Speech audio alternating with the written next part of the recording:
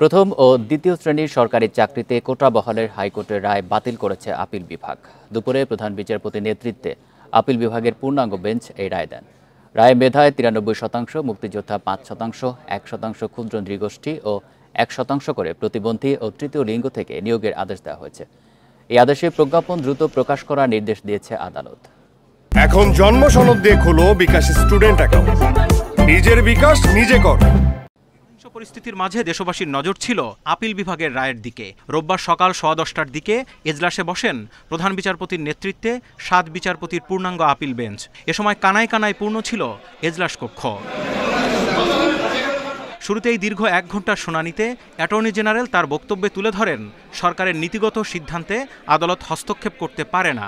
এ যুক্তিতে হাইকোর্টের সম্পূর্ণ রায় বাতিল চান তিনি। এরপর পর্যায়ক্রমে শিক্ষার্থীদের পক্ষে আরও 9 সিনিয়র আইনজীবী বক্তব্য তুলে ধরে হাইকোর্টের রায় বাতিল ও সংস্কার চান। এরপর টানা 2.5 ঘণ্টার শুনানি শেষে হাইকোর্টের রায় বাতিল করে রায় দেয় আপিল বিভাগ। মেধাতে হবে 93 ভাগ, 5 ভাগ হবে মুক্তিযোদ্ধা, ক্ষুদ্র নৃতাত্ত্বিক জনগোষ্ঠী তাদের হচ্ছে 1 ভাগ, আর প্রতিবন্ধী এবং তৃতীয় লিঙ্গীয় ওদের জন্য হচ্ছে 1 ভাগ। হাইকোর্টের আজকে যে আমাদের মহামান্য সুপ্রিম কোর্টের আপিল বিভাগের যে আদেশটি উনারা বলছেন অনতিবিলম্বে এইটা সিদ্ধান্তটা প্রজ্ঞাপন অথবা আমাদের যে নোটিফিকেশন যেটাকে বলা হয় বাংলা জেলা পরিপত্র বলছে যে কোনো একটা জারি করে কার্যকর করতে হবে। রায় ঘোষণার আগে কারফিউ ব্যবস্থার মধ্যে আদালত বসার ব্যাখ্যা তুলে ধরেন প্রধান বিচারপতি। এ সময় আদালত শিক্ষার্থী অভিভাবকদের আহ্বান জানায় পড়ার টেবিলে ফিরে যেতে। আজকে যে রায়টি দিয়েছে সেটি একটি ঐতিহাসিক রায়।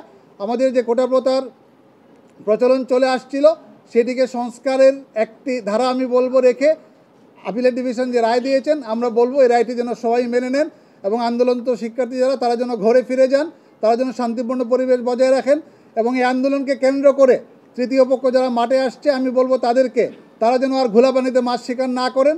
যুগান্তকারী এই রায়ের ফলে আন্দোলনকারীদের চাওয়া পূর্ণ হওয়ায় দেশের পরিস্থিতি স্বাভাবিক হবে বলে আশা করেন অন্যান্য আইনজীবীরা। কোর্টও আমাদের কাছে জানতে চেয়েছিলেন আমরা সংস্কার চাই কি চাই না। আমরা বলেছিলাম সংস্কার চাওয়া বা না চাওয়া এটা সরকারের এখতিয়ার। সুতরাং আমি মনে করি যে আদালত আজকে যে রায় দিয়েছে সর্বান্তক মেধাবৃত্তির উপর ভিত্তি করে যে সিদ্ধান্ত অভিপ্রায় ছিল এই জাতির কাছে সেটাই এটা প্রতিফলন হয়েছে এই রায়ে। মেঘ জমে অন্য জায়গায় আর বৃষ্টিপাত হয় হচ্ছে গিয়ে সব সুপ্রিম কোর্টে। আমি বিশ্বাস করি সুপ্রিম কোর্টের ইমেজ এতে ক্ষুণ্ণ হয়।